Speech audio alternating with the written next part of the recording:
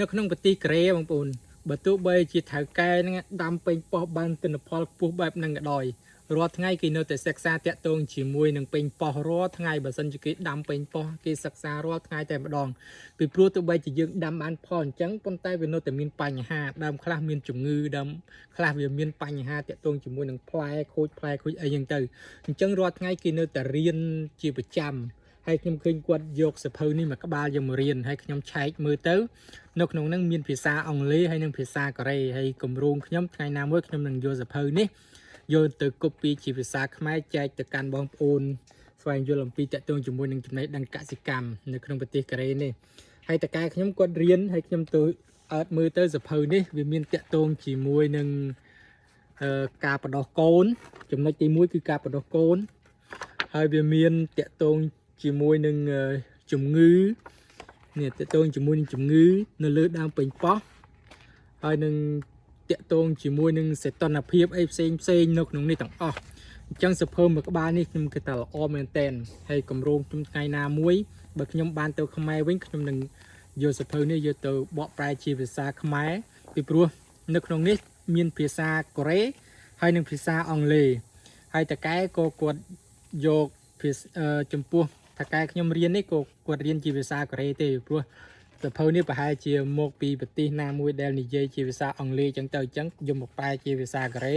ដើម្បីសិក្សាអញ្ចឹងខ្ញុំគិតថាចំណេះដឹងល្អតាក់ទងជាមួយនឹងកសិកម្មហើយខ្ញុំក៏រៀនតាក់ទងជាមួយនឹងកសិកម្មហើយខ្ញុំក៏ធ្វើការជាមួយនឹងកសិកម្មដែរអញ្ចឹងតាក់ទងជាមួយនឹងការចិញ្ចឹមសត្វការដាំដំណាំអីនេះគឺខ្ញុំទទួលបានបទពិសោធន៍ច្រើនហើយនៅខ្មែរខ្ញុំក៏បញ្ចប់បញ្ញាបត្រខាងកសិកម្មដែរប៉ុន្តែខ្ញុំខាងកសិកម្មខាងពេទ្យសត្វទេប៉ុន្តែខ្ញុំមកកូរ៉េនេះខ្ញុំធ្វើការជាមួយនឹងថៅកែកូរ៉េខាងពេញប៉ោះអញ្ចឹងខ្ញុំឃើញចំណេះដឹងល្អអាជីពបទពិសោធន៍ល្អខ្ញុំគម្រោងថាយកសភៅនេះយកទៅឲ្យបងប្អូនរៀនបន្តពីខ្ញុំផងដែរហើយខ្ញុំនឹងចែកម្លែកទៅកាន់បងប្អូនបន្តទៀតហើយបើបងប្អូនគាំទ្រនៅការបង្កើតវីដេអូឬការចែករំលែកបែបនេះបងប្អូនជួយ share វីដេអូម្នាក់មួយផងខ្ញុំនឹងផុសវីដេអូផ្សេងតាក់ទងជាមួយនឹងកសិកម្មនៅក្នុង page នេះហើយបងប្អូន follow page ដើម្បីទទួលបានវីដេអូថ្មីហើយ share វីដេអូដើម្បីឲ្យបងប្អូនដទៃបានទស្សនាផងខ្ញុំនឹងបើសិនជាមានឱកាសហើយណាបើសិនជាខ្ញុំមានឱកាសបានធ្វើការនៅក្នុងស្ថាប័នរដ្ឋឬក៏តាក់ទងជាមួយនឹងសហគមន៍ណាមួយតាក់ទងជាមួយនឹងកសិកម្មខ្ញុំ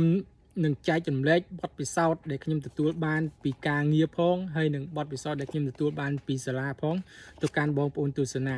ពីព្រោះខ្ញុំនៅខ្មែរខ្ញុំចប់ខាងបញ្ញាបត្រសាកលវិទ្យាល័យនៅសាកលវិទ្យាល័យភូមិន្ទកសិកម្ម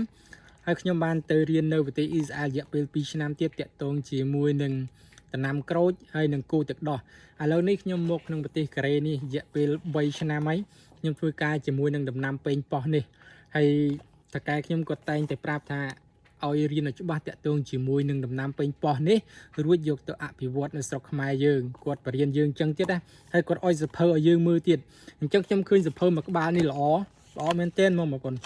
តាក់ទងជាមួយនឹងការបដោះកូនតាក់ទងជាមួយនឹងជំងឺតាក់ទងជាមួយនឹងប្រភេទសត្វល្អិតអានេះជំងឺតាក់ទងជាមួយនឹងផ្លែពេញប៉ោះអាលៀកគូតតាក់ទងជាមួយនឹងការប្រេះក្បាលបែបនេះ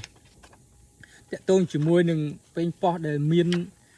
លក្ខណៈសាច់វាអត់ណែនអត់ហាប់ណែនណាដូចពេញប៉ោះនេះអត់សូវណែនណាដោយសារតែវាអត់សូវត្រូវកម្ដៅគ្រប់គ្រាន់ជាដើមតាក់ទងជាមួយនឹងការថែដាក់ឃ្មុំឲ្យដើម្បីឲ្យវាកាន់ផ្លែហើយនិយាយថាសភៅមួយក្បាលនេះគឺមានច្រើនណាស់មែនទែនតាក់ទងជាមួយនឹងជំងឺនៅលើស្លឹកនេះវាធ្វើឲ្យដើមងាប់អញ្ចឹងទៅហើយវាមាននិយាយថាមួយក្បាលនេះគឺមានច្រើនណាស់មែនទែនតាក់ទងជាមួយនឹងសីតុណ្ហភាពអីផ្សេងតើពេញប៉ោះត្រូវការសីតុណ្ហភាពប្រមាណត្រូវការកាបូនឌីអុកស៊ីតប្រមាណគឺមាននៅក្នុងសភៅនេះទាំងអស់អញ្ចឹងបងប្អូនជួយ share បើសិនជាបងប្អូនគាំទ្រនៅការផលិតវីដេអូហើយនឹងយកសភៅនេះទៅចែកបងប្អូនខ្មែរយើងទស្សនាឬក៏បានអានសម្រាប់ទស្សនាហើយបងប្អូនខ្មែរយើងបានទស្សនាតាក់ទងជាមួយនឹងចំណេះដឹងកសិកម្មអញ្ចឹងគម្រោងខ្ញុំគឺយកសភៅមួយក្បាលនេះយកទៅចែកចម្លែកទៅកាន់បងប្អូនទស្សនាពេលខ្ញុំចប់អាណត្តិទៅខ្មែរវិញបងប្អូនហើយជួយ share វីដេអូម្នាក់មួយបងប្អូនបាយជម្រាបលា